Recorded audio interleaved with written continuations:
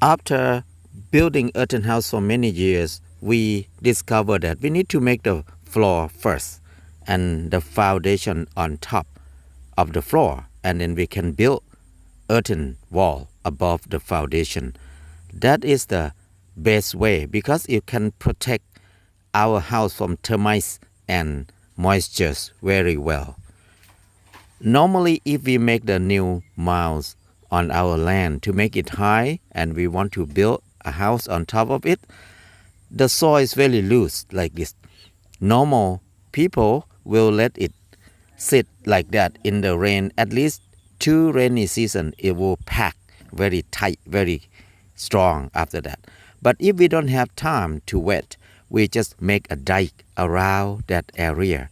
The dike, if we can make it high like 1 foot at least, and then pour water, fill up with water in that area, and then let the water, when we fill up with water, the water sip underground until it dry, and then add the second time, the third time, and the fourth time.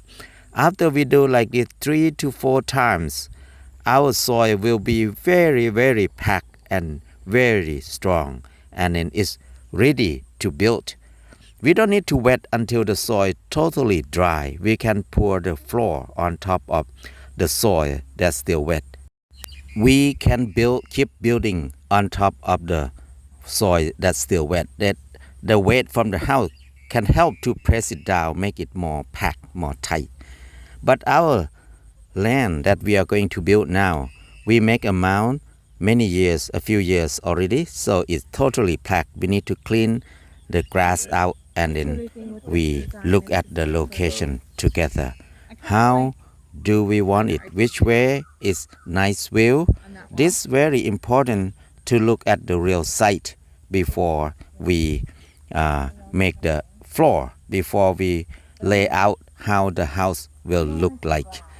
It's good to have many design to see which one will be fit with our area the most. We are lucky our son know how to use the program that help us to see different kind of building, different style. That is very good for us. In the early day of our building, we always make the foundation first and then finish the whole thing, and then we pour the floor at the end of it, because we think that that will help to make it easy, because we don't need to clean our floor so much.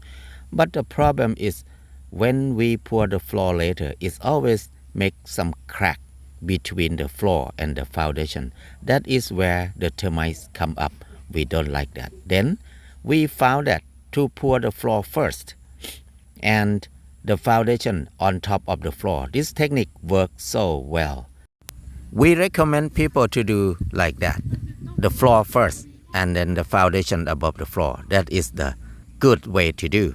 But this one, we want to do more experiment. We want to make the foundation under the ground with the rebar, and then the floor, and then another foundation above the floor again. So it will be our experiment to compare to see what will happen. So when we pull the string to mark where it's going to be the wall, the foundation, and then we have to prepare the drainage pipe.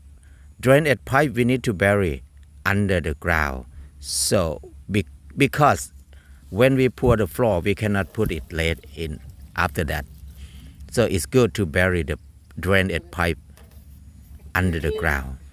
And at the septic tank, we always put the elbow like this to hold the water, so the water will stay in this ankle, and then it stops the smell. The smell cannot go into our room.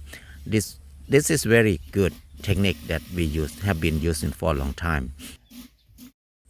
All the drainage pipes have to slope to the septic tank, and every 1 meter we need to slope down 1 inch.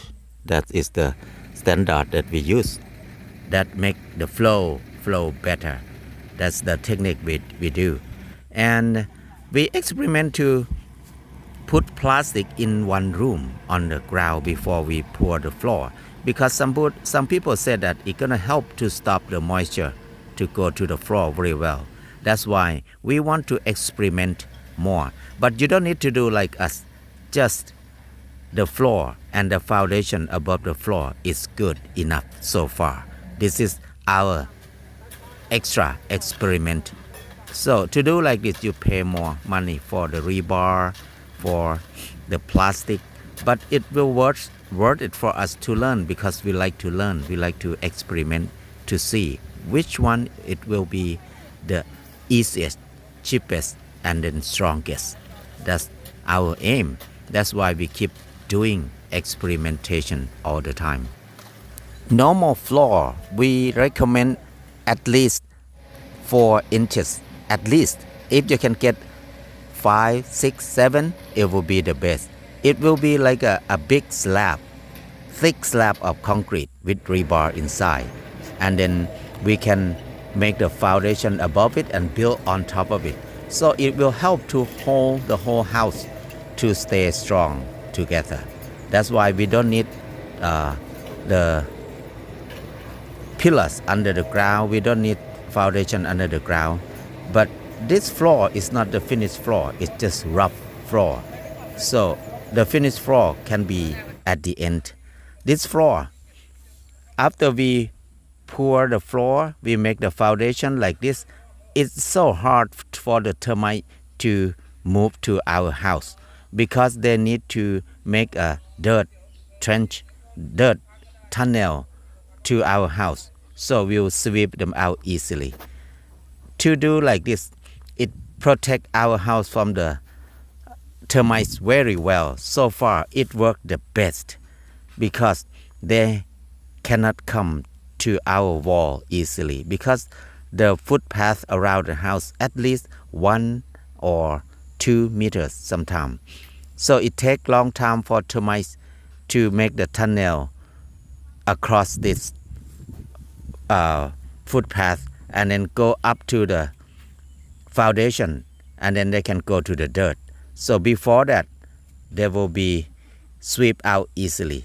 So this is the floor that we finished. We can see only the drainage pipe stick up, and then after that we need to pull the string again to do the second foundation above this floor before we build a house.